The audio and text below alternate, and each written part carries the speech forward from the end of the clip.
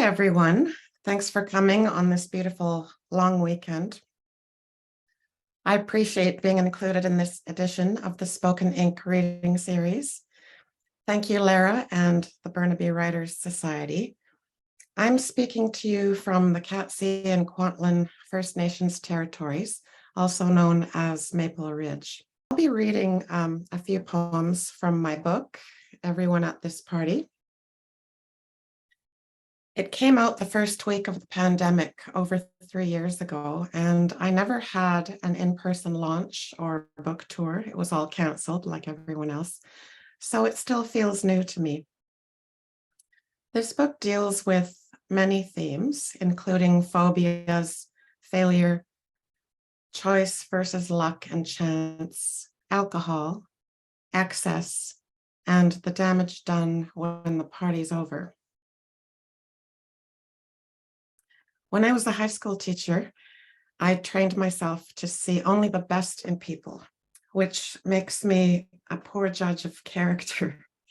I was always looking for strengths to encourage and build on, and tended to downplay the negative.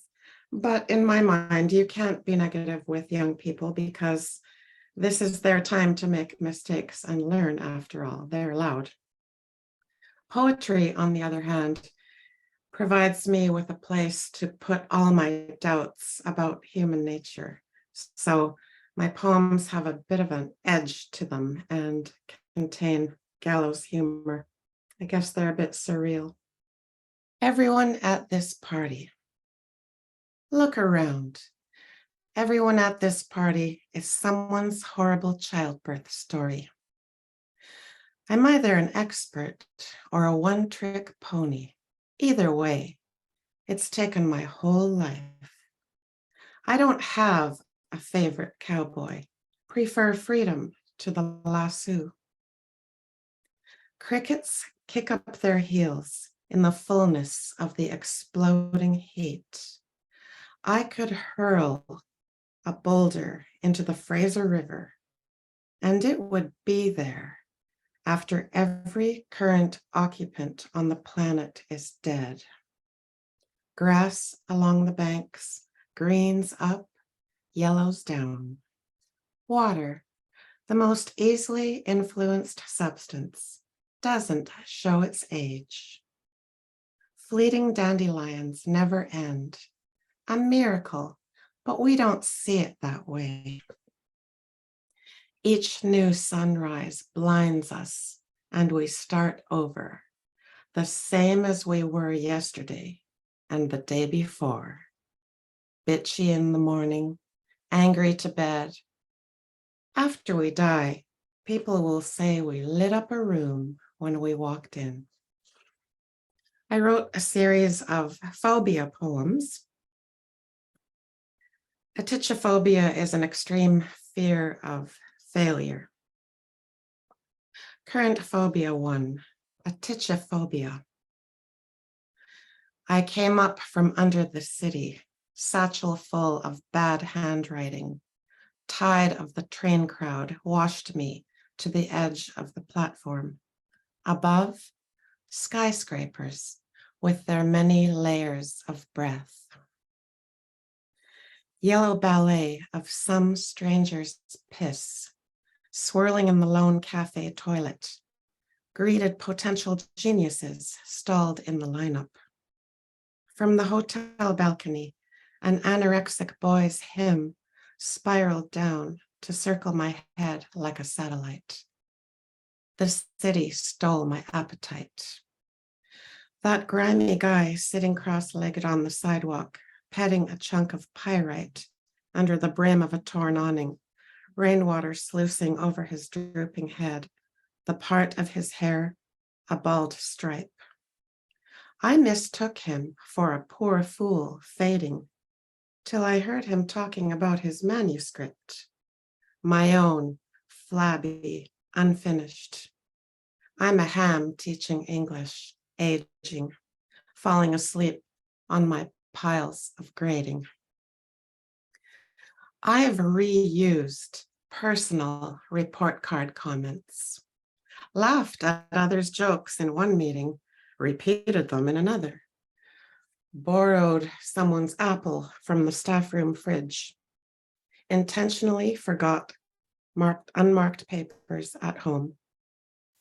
I've used a stencil to render the word original, parked and drop off only when my heels were too high.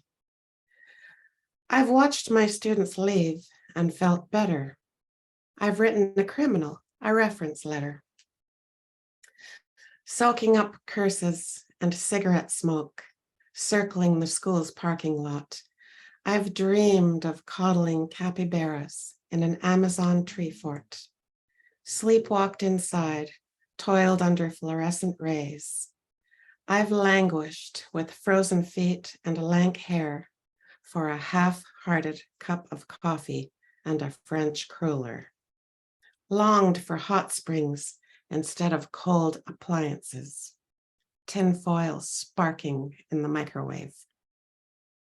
I've relapsed, squeezed in a 1-hour Mai Tai bender, canceled meetings to percolate failure.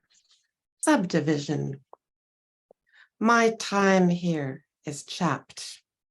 I brush up against the tepid wind, wither against leaning fences. I count on falling for its freedom. Dismiss me, it's better that way.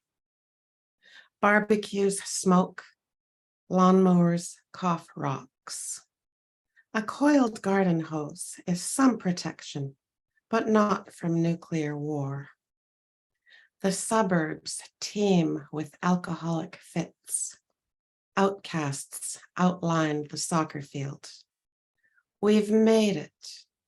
Chosen paint chips, given birth twice. We appear ready, but it's a short hop from ripe to ruin. Garbage.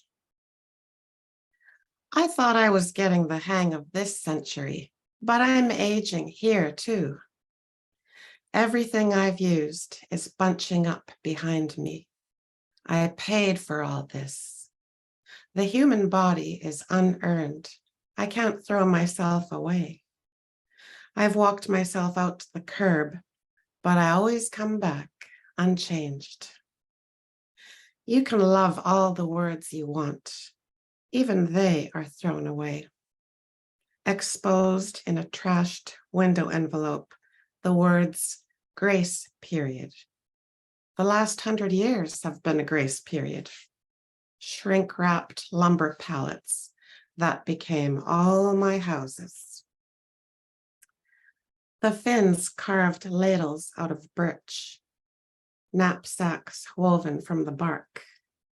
We threw it all away for IKEA, my beautiful plastic chairs, legs up in a dumpster. So many nights we drank our wine on the deck, new rainbow pack of plastic glasses, spiritual breakdown into bits, sprinkled like fish food, all our parties.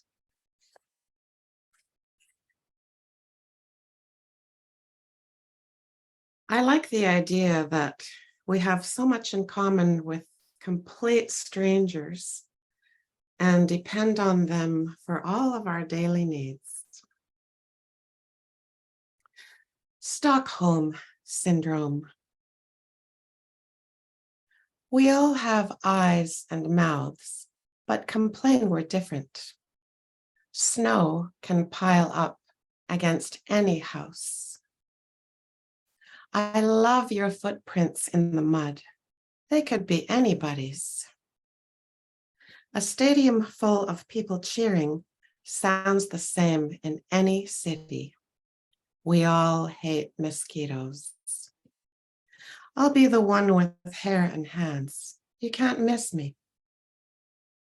The day after my best friend died, I could remember her straight white teeth, but not her whole face. When she was rude, she still had beautiful legs. In the 30 flavor Gelato Cafe, I'll never see this mix of people again. won't recall a single feature on any face. No one is forcing me to wait. I love the barista, hair fallen over one eye, for keeping me here, for making me need what he has to offer.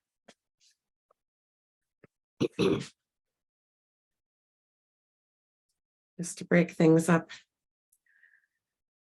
I remember this time years ago in the 80s. I was young. It's hilarious now, but not then. I got a job at TELUS and shared a small workspace with one other person. And we hit it off right away. And she was planning this big fancy party. And she invited me prematurely, apparently, as it turns out, to her fancy Christmas party. Then, as Christmas approached and she'd gotten to know me better, she withheld the date and location of her party. Tell us the future is friendly. I was thinking about this and other awkward workplace horrors, like being the new person, walking down a long, empty hallway every day, saying good morning cheerfully to someone who stares straight ahead and doesn't reply. Coworkers and neighbors, how often our private lives spill into these shared spaces, and sometimes we say or hear too much. Whisper Street.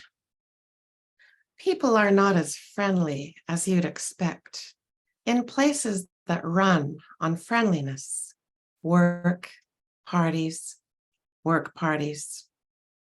I came to see all coworkers and all partygoers as one rude unit, and to view myself as a single rude unit. On my street, crumbled clouds, a half-eaten sun.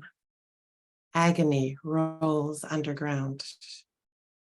Something stings my wrist in the fattest vein, and the day ahead itches as I embark on a radiant laziness in an effort to mimic the way of dogs, envying their thoughtlessness.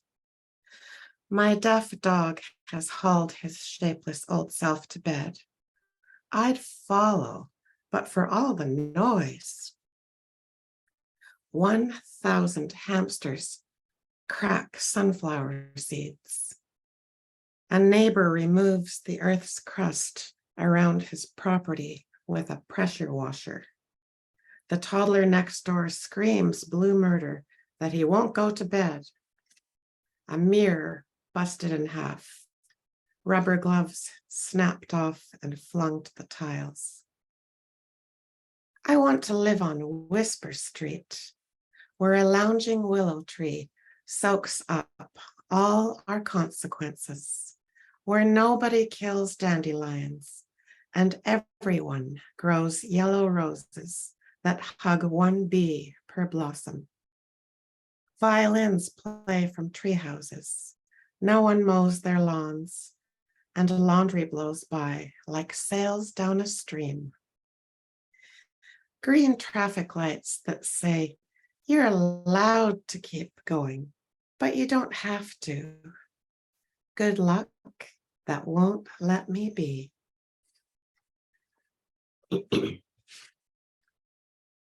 Two very short poems left. I think I'm going to read the poem that was on Skytrains and buses last year. It's about my disabled son when he was rapidly declining. Oxygen. On the edge of a great loss and a great green field, I see a swayback horse leaning against the wind. Backdrop, a blue, blue mountain, shiny sugar snow on top. I'm alive in the sun, walking into pain beside my river. The horse leans into the wind. Smog pours from its nostrils. Gases of stalled traffic, trying to get to the last hospital on the last day. Trampled hyacinths dared bloom again. A great loss is coming. I know it. The horse. His back hurts, but he's breathing. I measure my life by the breaths of my child. I'll end with this. Ecclesiastes. Morning. Another night killed. There is nothing inside this coat, not even me. We stay a brief time, a coat taken off and put back on, so we drink the wine. Thank you, everyone.